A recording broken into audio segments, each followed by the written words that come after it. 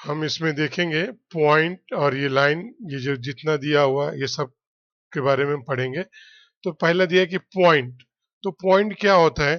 तो डेफिनेशन है कि इसकी अ पॉइंट शोन, जो पॉइंट दिखाया जा चुका है बाई टाइनी डॉट, यानी एक हल्का सा ऐसा डॉट डाल दिए, ये डॉट डाल दिए पेंसिल की या पेन की, तो इसको क्या बोलेंगे? ये सब क्या है? पॉइंट है। एक टाइनी डॉट को क्या बोलते हैं? पॉइंट बोलते हैं। और इसको जो डिनोट किया जाता है, यानी इसका नाम जब दिया जाता है, तो ये जैसे ये पॉइंट है तो इसको ऐसा ए लिखेंगे, ठीक है? और वो भी कैपिटल लेटर से लिखेंगे। ए से लेकर जेड तक के यूज कर सकते हैं, ठीक है? तो ये याद रखना है कि डॉट, जो डॉट होता है टाइनी डॉट, हल्का सा डॉट एकदम पतला वाला, उसको क्या बोलते हैं? पॉइंट बोलते हैं। और पॉइंट को ए से लेकर जेड तक के नाम दे सकते हैं कैपिटल में। यहाँ पे जो दिया हुआ है तो ये है लाइन, ठीक है? तो लाइन का जो पहचान है वो इसके दोनों एंड पे तुम देखोगे तो एरो बना रहेगा। ये एरो हेड है। लाइन का मतलब क्या होता है कि इस तरह से वो बढ़ते जाती है। तो चूंकि बढ़ते जाएगी तुम्हारा कागज खत्म हो जाएगा, तो इसीलिए क्या किया जाता है कि एक ऐसा एरो बना दिया जाता है, ऐसा दिखा दिया जाता है कि भाई ये आगे चलते जा रहा है, चलते जा रहा है इस तरह से। तो इस तरह का और सीधा होना चाहिए, ये नहीं कि ऐसा होना चाहिए, नहीं, बिल्कुल स्केल से समझो ऐसा सीधा रहना चाहिए और इस तरह से एरो हेड लगा रहेगा, तो ऐसे वाले को लाइन बोलते हैं, ठीक है? और लाइन को जो है एल से डिनोट करते हैं। देखो इस तरह से ऐसा एल बनाते हैं। यहाँ पे क्या था कि कैपिटल लेटर था और यहाँ से एल, तो ये लाइन एल बोल सकते हैं। इसी में देखो ये जो नाम दिया पी और क्यू, तो इसको पी क्यू भी पढ़ सकते हैं और क्यू पी भी पढ़ सकते हैं, यानी सीधा उल्टा लाइन को पढ़ सकते हैं। इसकी लिमिट नहीं होती, ये अनलिमिटेड जाता है, ठीक है? तो ये बात याद रखना है। यहाँ पे जो दिया है लाइन सेगमेंट, देख रहे हो ये लाइन सेगमेंट है। तो लाइन सेगमेंट को बोला क्या? Line segment has two end point. तो देखो यहाँ पे एक, यहाँ पे खत्म हो रहा है और यहाँ पे खत्म हो रहा है। तो ये जो खत्म हो रहा है दो पॉइंट और उससे ये मिल गया इस तरह से सीधा, तो ऐसे वाले को क्या बोलेंगे? लाइन सेगमेंट बोलेंगे। ऐसा तिरछा नहीं रहेगा, क्रॉस कुछ भी नहीं, ये ऐसा ऐसा कर्व करके नहीं रहेगा, ठीक है? बिल्कुल सीधा रहेगा, ठीक है? तो ये वाले को क्या बोलेंगे हम? लाइन सेगमेंट बोलेंगे। लाइन सेगमेंट को क्या होना चाहिए? दो एंड पॉइंट होना चाहिए। और चूंकि ये इसकी लिमिट्स होती है, जैसे कोई एक लिमिट होगी, समझो ये अगर ये 7 सेंटीमीटर का है, ठीक है? तो 7 सेंटी इसकी लिमिट हो गई। ये लिमिट नहीं रहता है, देखिए इसमें एरो बना हुआ है, तो इसकी लिमिट होती है, ठीक है? तो लाइन सेगमेंट को ऐसा लिखते हैं कि सेग, ठीक है?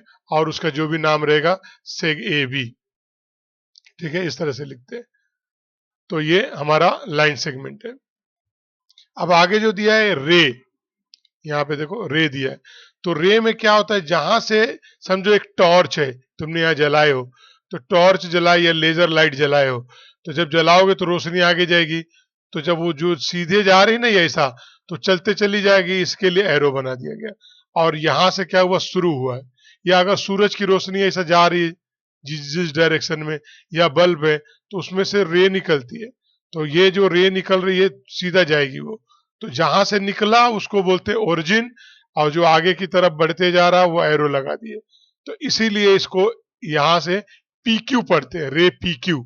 ऐसा क्यू पी नहीं पढ़ेंगे, उल्टा नहीं पढ़ते, इसको सीधा पढ़ेंगे। तो इसमें याद रखना है कि एक ओरिजिन रहेगा जहां से स्टार्ट हुआ है रे, और आगे की तरफ चला जा रहा है, इसको उल्टा नहीं पढ़ सकते। तो ये रे का है, ठीक है? आगे जो हमको यहाँ पे दिया है कि परपेंडिकुलर दिया है। तो परपेंडिकुलर क्या होता है? एक लाइन है समझो, या ये यहाँ पे एक लाइन दिया हुआ है, इस लाइन के ऊपर दूसरी लाइन परपेंडिकुलर हो गई, तो मतलब यहाँ पे 90 डिग्री बन जाएगा, ठीक है? यानी जब भी लाइन परपेंडिकुलर रहेगा तो वो एक दूसरे के ऊपर क्या करेंगे? 90 डिग्री बनाते हैं, ठीक है? और इस तरह से रहेगा ऐसा।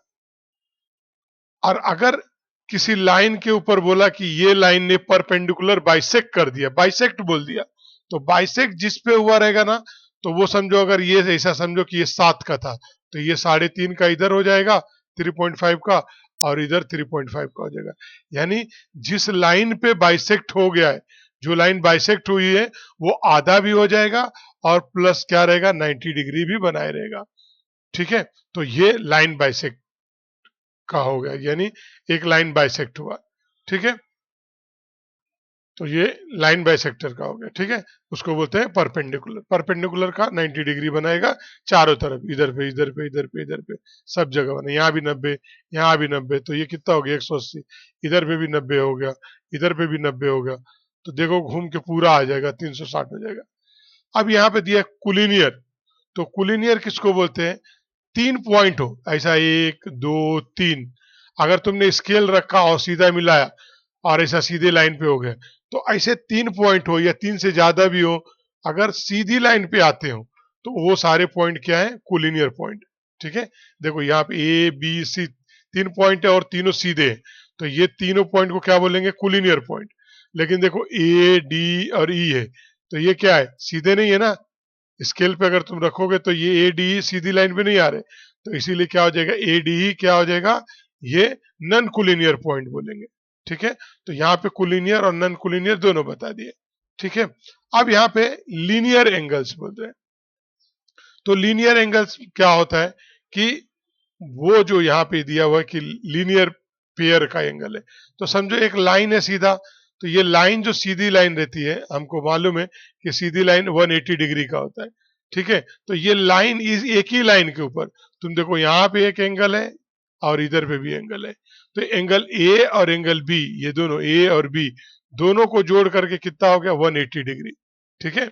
यानी यहाँ पे इस तरह से कहीं भी तुमको दिखे कि एक लाइन पे और दो एंगल है और उन दोनों का सम क्या हो रहा है? 180 डिग्री है, तो उसको बोलेंगे क्या? कि लीनियर एंगल, ठीक है।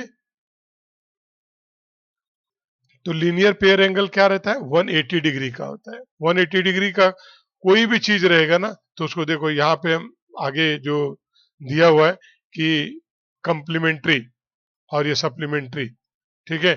तो उसको हम सप्लीमेंट्री बोलते हैं। जो ये 180 डिग्री का कोई भी एंगल बन जाता है तो उसको सप्लीमेंट्री एंगल भी बोलते हैं। तो ये दोनों सप्लीमेंट्री एंगल होता है। कि यहाँ पे समझो ये वाला अभी जो दिया हुआ है, समझो ये 60 का दिया है, तो इधर पे कितना हो जाएगा? 120 का हो जाएगा। अब ये दोनों को जोड़ोगे तो क्या हो जाएगा? 180 का हो जाएगा। तो ये क्या हो गया? लीनियर पेयर एंगल है, ठीक है। तो लीनियर पेयर एंगल में 180 का होता है। यहाँ पे देखो एक लाइन ऐसा कट किया है, एक लाइन ऐसा कट किया है, तो यहाँ पे जो दिया है कि ये एंगल इधर पे और ये एंगल इधर पे, ये दोनों आपस में कॉन्ग्रेंट होते हैं। यानी समझो ये वाला एंगल 90 डिग्री का है, तो ये वाला भी 90 डिग्री का होगा। इसका मतलब ये कॉन्ग्रेंट मतलब बराबर होते हैं, इस तरह से कॉन्ग्रेंट लिखा रहेगा। तो ये 90 डिग्री का है। तो अब हमको देखो यहाँ पे 1 और 3 के बराबर हो गया, ये वाला कलर ये वाला। तो यहाँ तुम देखोगे इस तरह से ये सीधा है, चल रहा है, और इसमें दो एंगल है, तो ये 90 का लिया हुआ है, तो ये वाला भी 90 का होगा। क्यों? क्योंकि ये जो है यहाँ पे ना लीनियर पेयर एंगल बना रहा है, ठीक है। ये लीनियर एंगल बना रहा है, तो ये 90 का तो ये भी है, और ये दोनों मिलकर कितना हो गया? 180 डिग्री का हो गया, जो यहाँ पे अभी हम सीखे थे। तो ये भी याद रखना है कि भाई लीनियर पेयर एंगल जो इसमें बनता है वर्टिकली अपोजिट एंगल में। तो अब तुम देखो ये 90 का था तो ये भी 90 का हो गया। अब ये अगर 90 का है तो क्या हो जाएगा? ये भी 90 का होगा। क्यों? वर्टिकली अपोजिट एंगल है इसके लिए, ठीक है। अगर सपोज करो ये 60 का था, तो क्या हो जाएगा? ये वाला भी 60 का होगा। तब ये 60 और ये वाला कितना होगा? 120 का होगा, तभी तो 180 होगा ना। 60 और 120 मिलकर 180 का होगा, तो ये 120 का होगा, तो ये भी क्या होगा? 120 का होगा। तो ये वर्टिकली अपोजिट एंगल का प्रॉपर्टी है, तो ये भी तुम्हें याद रखना है, ठीक है। यहाँ पे एंगल बाइसेक्ट दिया हुआ है। देखो एंगल बाइसेक्ट में क्या होता है? सपोज करो ये कि 80 डिग्री का एंगल है, ये वाला ए से लेकर ओ बी तक के। तो जब एंगल बाइसेक्ट हो जाएगा ना, तो दो बराबर बराबर टुकड़े में कट कर देगा। यानी दो बराबर कैसे? ये परपेंडिकुलर हुआ था, दो बराबर हुआ बाइसेक्ट। तो जब एंगल बाइसेक्ट हो जाएगा तो मतलब हो गया कि ये 40 का हो जाएगा और ये 40 का हो जाएगा। क्यों? क्योंकि टोटल एंगल 80 का था ना, इसके लिए दोनों आधा आधा ले लेंगे। अगर समझो ये अगर समझो 60 का है, ठीक है, ये वाला, तो ये भी 60 का हो जाएगा।